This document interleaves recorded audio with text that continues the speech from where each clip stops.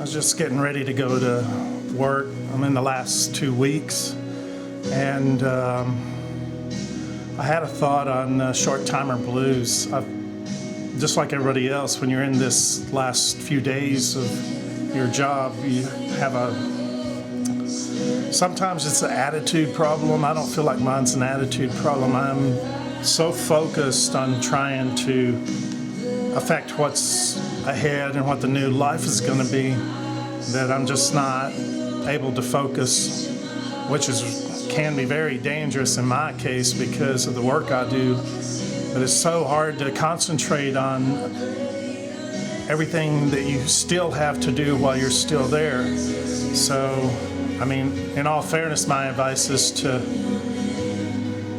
you still have a duty and an obligation to your employer as long as you're there to give the best that you can. I say that not just as a general principle for everybody, but for myself also. You know, you're obligated to give them what they're paying for up to the last moment. So I'm going to take this camera along and I'm going to film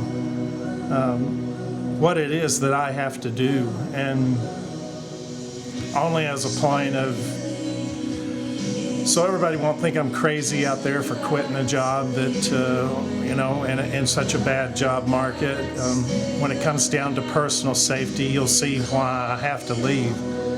It's just not something one man can do and do safely. So I'll take you along and give you a glimpse of what I have to do, and you'll see why I have to leave. Okay. I'm sitting in a 10-ton bridge crane, and I'm going to give everybody a quick look at what I have to maintain, what I'm responsible for in this shop. This is one building, one shop. All of these are industrial, big industrial lathes and mills, grinders,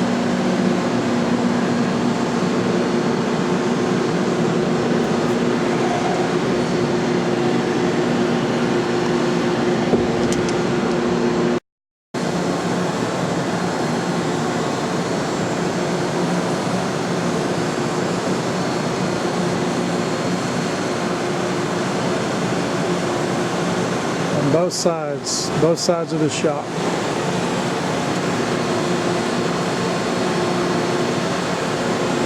All of these I'm responsible for not only the maintenance but the preventative maintenance.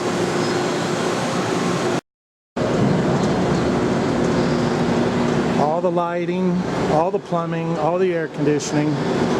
Some of these machines, like that one right there, is from about 1945. So you can tell they're very high maintenance. That one there is our biggest, most expensive machine.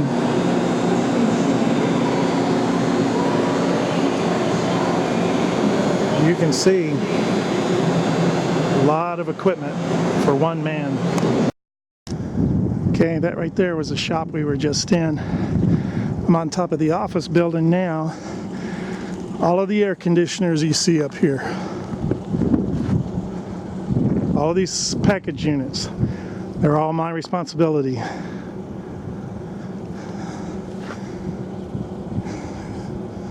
The water tower, the stand tank, the ground storage tank, the pump, the well, the circulating pump, all my responsibility. We're going to go in these other buildings here in a bit. By the way, all the snow removal, my responsibility.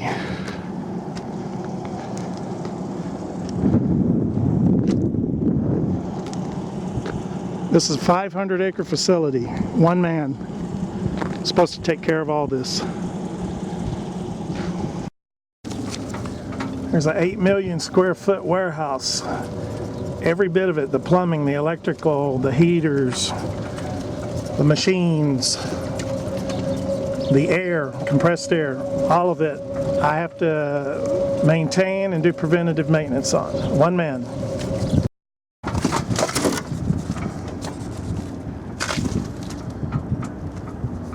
Industrial paint booth, a big one, big enough to paint mobile land rigs in.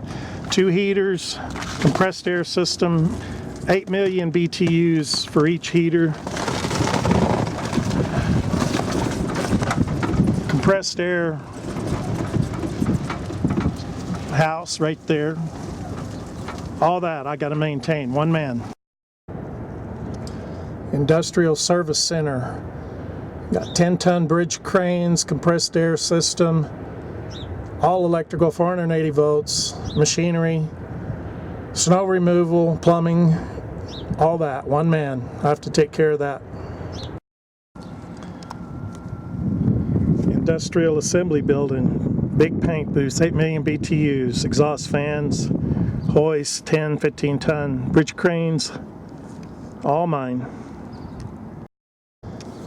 Now this part of my primary responsibility, which is the most serious, in this plant there are 7 industrial power substations, 13,000 volts.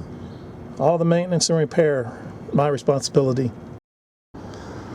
All of this craneway and all the craneways in the buildings, all my responsibility, one man. 25-ton bridge cranes. Not only the maintenance, but the preventative maintenance.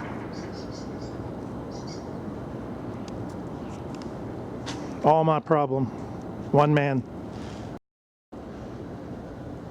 Now through here you can see it's a gas house. It's where our incoming plant gas comes in.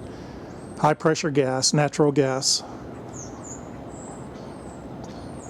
That's my problem too, all throughout the plant.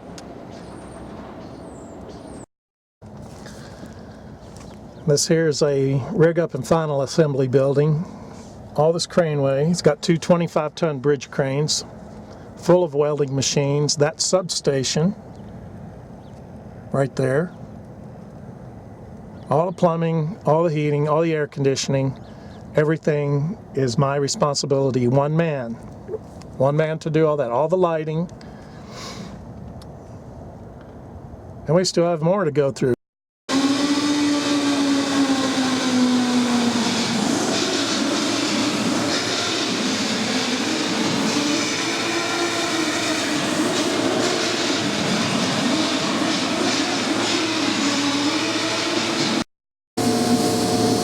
This is a fabrication shop. You have a big industrial, very expensive industrial punch machine right there. Drills.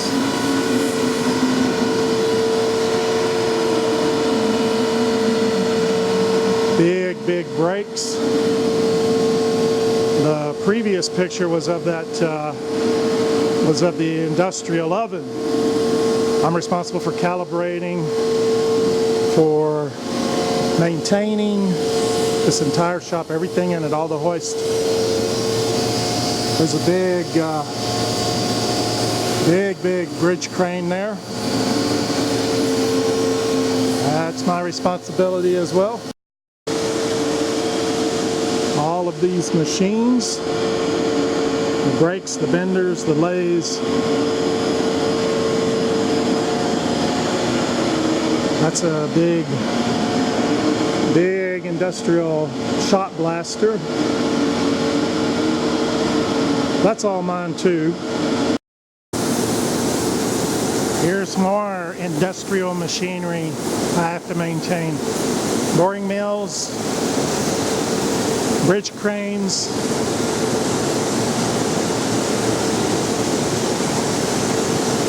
this is a big vertical turret lathe. And some of these can be absolute nightmares to work on. Even when you're being as safe as you can possibly be, it's still dangerous. It's a great big horizontal boring mill. This is our industrial high bay building, the assembly building. I'm standing on top of a 40-ton bridge crane that I have to maintain in PM. And everything you see everywhere. There's 23 bays with anywhere to 3 to 5 ton bridge cranes in all of them. I have to maintain all that, all this industrial lighting. Everything's 480 volts. The welder certifications.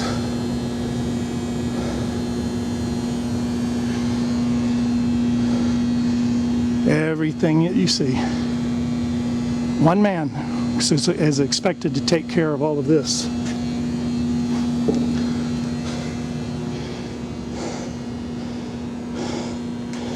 By the way, there's an industrial paint booth on the right, another one, and to the left, the black overhead door is a industrial shot blaster, another one.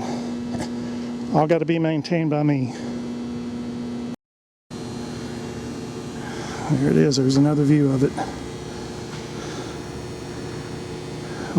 See all the bridge cranes. They're all my problem. All of this plant, every single facet of maintenance, all falls on me, one man. I said earlier that there were 7 substations, 13,000 volt substations. There's actually 8. There's the 8th one that supplies this assembly building. I have to maintain that as well. 13,200 volts. It's an industrial shear. This is an industrial plasma cutter to show you how smart these people are. That cost $750,000. Bought it last year, and they're going to close the plant this year. Those are other flame cutters, shears, saws. As you see, got hoists all over the place.